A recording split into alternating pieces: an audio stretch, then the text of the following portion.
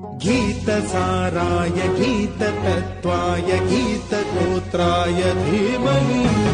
गूढगुल्फाय गन्धमत्ताय गोजयप्रदाय धीमहि गुणातीताय गुणाधीशाय गुणप्रविष्टाय धीमहि एकदन्ताय वक्रतुण्डाय गौरीतनयाय धीमहि